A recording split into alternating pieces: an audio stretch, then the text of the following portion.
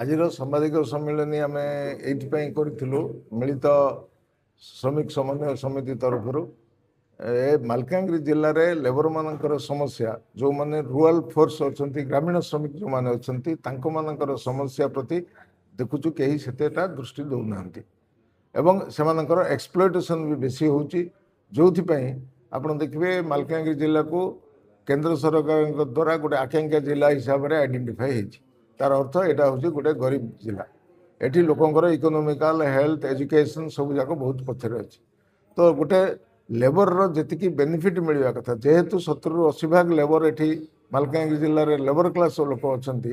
तो से जो बेनिफिट गवर्नमेंट रू पाइबा कथा स्कीम थिले योजना थिले से पाई पारु नांती कोटी ना कोटी एक्सप्लॉइट होउछन से भितर जदि हम देखिबा गोटे होउची आमर जो आज आम जो मिसिकी से समस्या को आलोचना कलापर आम 11 दफा गोटे सम्मिलित दाबीपत्र गवर्नमेंट को देचु कलेक्टर पाखे और डीएल ऑफिस दिखाई प्रथम जिनस हूँ मालकानगिरी जिला को गोटे माइग्रेशन प्रोन जिला हिसाब से डिक्लेयर करने कारण ये जिलार माइग्रेशन इंटरस्टेट को जाऊे सेमती कौन डाटा ना कि माइग्रेशन कौन प्रूफ ना जदि माइग्रेशन प्रोन डिस्ट्रिक्ट हिसाब से डिक्लेयर हम अन्य डिस्ट्रिक्ट को जो भाव में स्पेशल फंड गोटे आसूची जिला पाखे रोचे एवं स्पेसिफिक प्रोजेक्ट से माने भी नहीं पारे एवं एमजी एनआरजी बा बीबी जीराम जी जो स्कीम चेंज होती आम चाहूँ 300 दिन पर्यंत काम दि जाऊ जेहेतु लोक बाहर को बेसी परिमाण में जाऊँ। द्वितीय जिनस हूँ जो लेबर बाहर को जाऊँ भितर स्किल लेबर अच्छा से स्किल लेबर मान को आइडेंटिफाई करी आउ टिके अपस्किल करने आम चाहूँ ताहले से माने बाहर को गले भी तांकर इनकम सोर्सटा आहरी बढ़िबो। तृतीय जिनस हूँ पंचायत स्तर में जो सरकार निर्देश थिला किंतु इम्प्लीमेंट होनी जो रजिस्टर मेंटेन करने माइग्रेशन रजिस्टर सेटा मेंटेन करा जाऊ एवं इंटरस्टेट माइग्रेशन एक्ट जोटा अच्छी कारण ए जिलूर दादन बहुत जाऊँगी आपड़ देखिए जी बस एठू जाऊँगी हैदराबाद एरिया को बोधे 14-15टा बस जाऊँगी 14-15 बस रु 50% लेबर क्लास लोक थे एवं तार 50% मिनिमम धरी मालकानगिरी कालीमेला पड़िया एपट एरिया बेसी माथिली साइड रू बेसी जाऊँगी ट्रैक किए करूना तो तेणुक आम चाहूँ ताकू ट्रैकिंग करने गोटे इंटरस्टेट माइग्रेशन एक्ट जो अच्छी एक्ट को इम्प्लीमेंट कर दलाल मान को धरवा एवं जो लोक मैंने जाऊँ गोटे ट्रैकिंग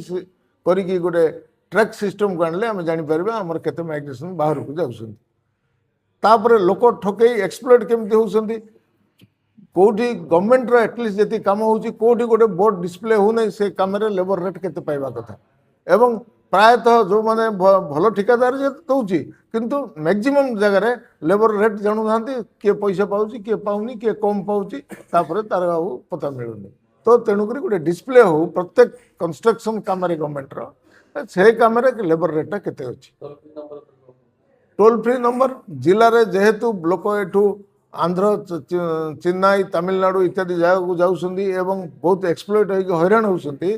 गोटे toll free number DL office जदि 24/7 लगता ताले बहुत लोक आसीपार ना आर्थिक सुविधा सी टेलीफोन रे अंततः तांकर ग्रीवेंसटा डीएल को जनइले एमाने एडमिनिस्ट्रेटिव एक्शन नियंता एटा गोटे लोकंर सुविधा हुआ तापर लेबर कार्ड रे हम देखुचु 90,000 ऊपर लेबर कार्ड जिले में किंतु ता भितर फेक कार्ड गोटे 10-20 हजार कि केते थिबो एवं से लेबर कार्ड जार अच्छी से पिला माने भी तांकर स्कॉलरशिप पाइबार वंचित होउछन due to lack of income awareness even कि पेरेंट अवेयरनेस ता सहित जो सिस्टम भितर जी रहिले डीडब्ल्यू आउट डीओ डिपार्टमेंट जो एचएम कि क्लर्क डीओ जो मैंने रहिले से भी कैपेसिटी बिल्डिंग दरकार से भी भल भाव जानी ना केतबले को डेट रे कोठी एप्लिकेशन फरवर्ड हम लोक एप्लाई कर ऑनलाइन भितर रही जाऊँ हाई स्कूल लेबर ऑफिस को जाऊना लोक पाऊना